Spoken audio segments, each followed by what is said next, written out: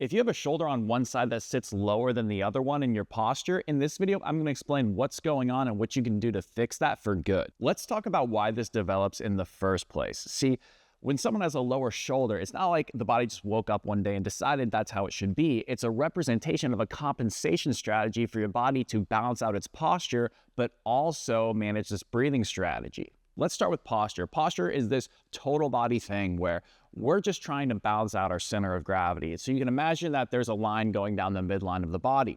If something is shifted up on one side, like let's say our hips, then typically the shoulder is going to shift down on that same side. So that way we aren't excessively pushed over to the left side if our right hip was hiked up. We're going to bring our right shoulder down so that way we can even our center of gravity. But then our head is likely going to tilt towards the left side. So that way you have all these twists that are occurring, but it's really just so that way we can keep a relatively even center of gravity. The same thing is true for our posture in this plane as well, or looking at it from a side view. If something tilts forward, something else has to come back so that way we can balance ourselves out with that center of gravity line going down the midline of the body. So that's one reason, but the most important reason, and the one that tends to be the driver of a lower shoulder in someone's posture, is someone's breathing strategy. Let me explain to you how this makes sense. As I mentioned in almost every one of my YouTube videos, every time when we breathe in, the diaphragm and the intercostal muscles have to create expansion of the rib cage in every direction, front, back, side to side. Both sides of the chest should expand when this happens. But when you have ribs like these right here that are being pulled down and they're unable to properly expand, we're going to push air into the opposite side chest wall more and more, because that's the easiest way air can move into our body, is into the areas with the least amount of tension that can expand the most. So essentially what happens is we start off with some initial bias or some injury or some mobility restriction that prevents this side's chest wall from expanding. So over time, this depresses more and more and more. And so this chest wall starts getting more and more expansion. It's like this feedback loop that keeps on feeding itself, because this continues to become more compressed. This continues to take up more slack and compensate and create more expansion. You're just going to feed this problem over time until you have fairly asymmetrical shoulders, and that's all relative to the individual. What we also typically see is, because this shoulder is tilted down, the head tends to side bend in the opposite direction to help keep our gaze straight ahead and also to balance ourselves out. So we oftentimes need to take into account that the neck is oftentimes going to be kind of bent towards the higher shoulder side in many, but not all cases. And there's one more consideration with the rib cage. Remember how I said that it needs to expand in all directions when we inhale? Well, if we look at it from the back view, there's something else that's going on here, because if one shoulder is lower and one shoulder is higher, typically what's happening is, as this side's shoulder is higher and these ribs are getting elevated, the shoulder blade gets pushed back against the rib cage here.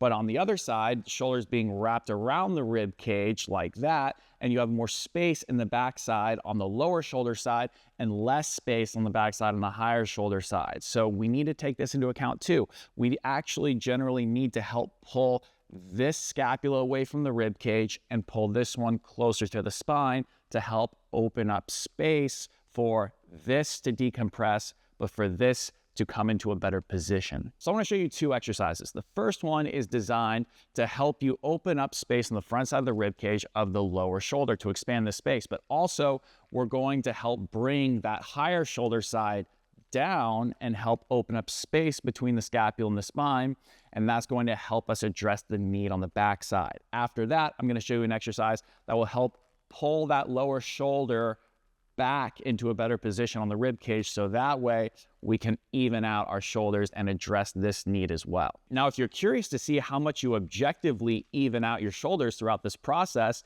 check out the new app called Posture AI. This is something that I have been working alongside several app developers to release as a way that we can use AI technology to objectively assess one's posture and determine limitations and imbalances and what needs to be worked on. This is the first official announcement that this is now a public app. You can check it out on the App Store and in the link down below in the description. And you can see that through doing exercises like this and other exercises that I have, we can get some nice objective improvements within posture. So we're focusing on mostly the upper body here for the purposes of the video and to keep it simple, but we have to keep in mind that we can have a huge influence from the hips. That's the very first point I made in this video. Because if you have, let's say, a higher right hip, that's going to bring oftentimes, not every time, but oftentimes, the shoulder down on that side and the head side bending to the other side. Or you could have a very much higher right hip and the left shoulder is lower, but the head is side bent over to the right. It's just a matter of relative amounts of being higher or lower on one side to balance out our center of gravity.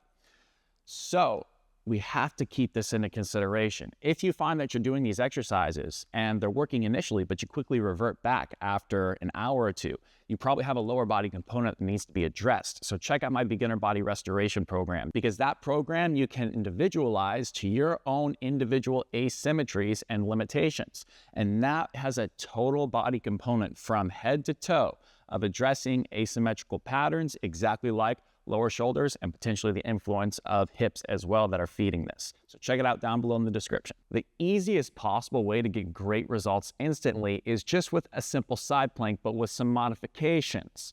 So this is what's key. We can't just simply do a side plank. It might help a little bit, but we need to take a couple things into consideration. First, we need to make sure that the lower shoulder can get pulled down and the rib cage can get pulled down on that side. So we're going to set ourselves up for success with that by pulling our knees up to about 90 degrees, meaning we have a right angle here of our femurs, our leg bones relative to our trunk. And then what we're going to do is we're going to get our outside arm, elbow, and hand against the floor, nice and flat. So that way, when we go up, keeping our knees stacked, we can get our elbow around directly underneath the shoulder. You can adjust it as necessary, but for me right here is comfortable. I'm placing even pressure through the outside of my elbow all the way through the outside of my hand. I feel my rib cage down on this side. Now here's the key. You want to make sure that you can breathe through this. So in this initial progression, just breathe in through your nose, out through your mouth. Nice, relaxed, sighing exhale. At the end of that exhale, you're going to feel more side abs engage. Pause, close your mouth, inhale through your nose, and you're going to feel your right side start to open up.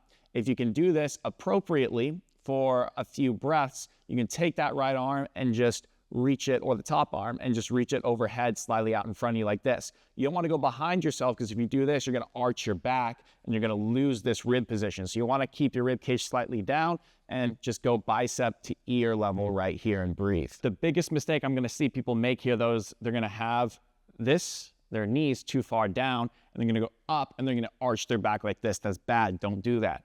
Go higher than you think you need to. And then when you go up, you're not going to risk engaging your low back. You're going to get these abs working really well here. Rest the arm overhead and breathe. The huge key, though, is that the breath needs to be opening up the top side. So if I have a lower right shoulder, remember this chest wall's pulled down. I need to really educate my body how to open up that space. So inhale and exhale fully. I would say a minimum of 5 seconds each.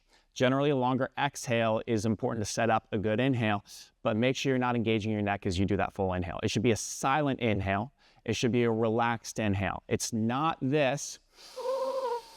It's just a gentle let the air fall in and disengage the neck. And you won't have a choice but to open up this space, because this will be on so much. If getting into a side plank is too challenging for you, what I recommend is grabbing a pillow and folding it in half, and then just lay on it, so that way your bottom side hip can still stay on the ground, but it's just underneath your lowest ribs. Pull your knees up to 90 degrees.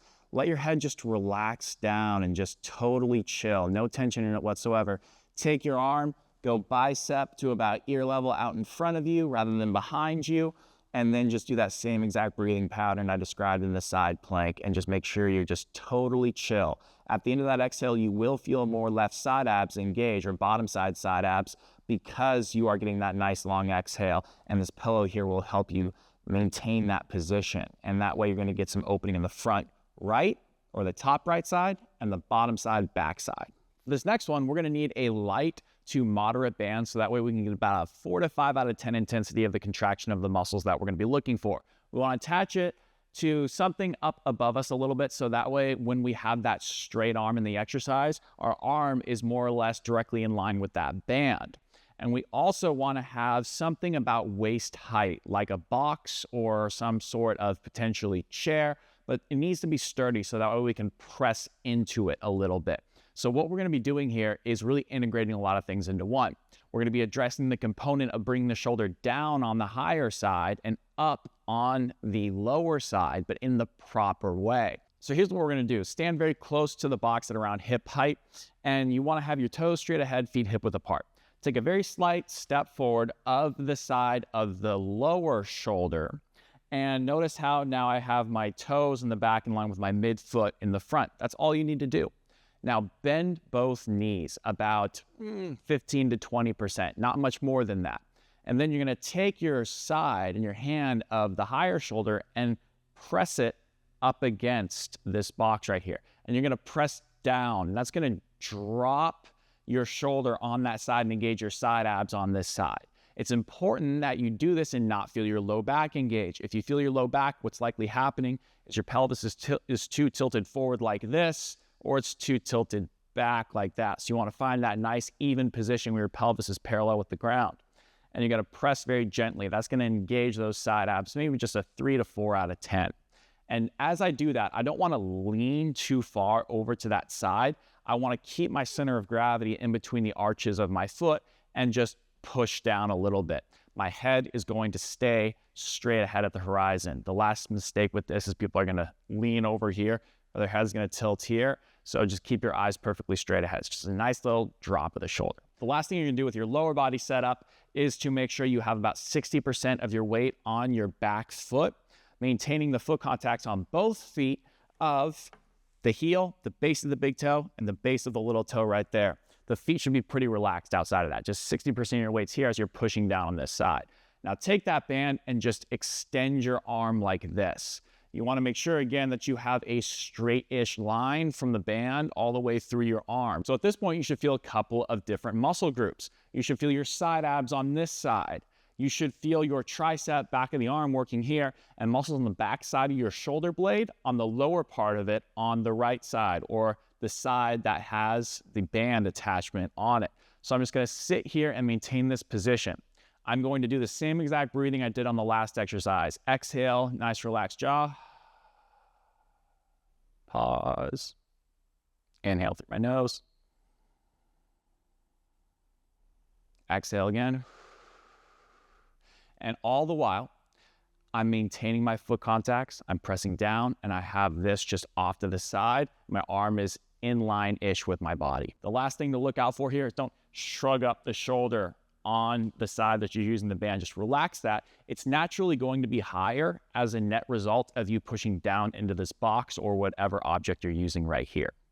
So I know I'm doing this right. If I have my side abs engaged, weight 60% on this side, and I feel my triceps and my lower trap muscles on the backside of my right shoulder blade engaging as I do this. It's just a passive exercise outside of that. You're going to hold that and breathe for about 2 to 3 sets of 8 to 10 breath cycles. I'd recommend doing both of those exercises back to back, the first one first, second one second. I would do them for about 2 to 3 sets of 8 to 10 slow breath cycles. And you should find that after doing them, your shoulders seem a little bit more level than before. And you can use that Posture AI app to objectively determine how much your shoulders improved. You can check that out down below in the description as well.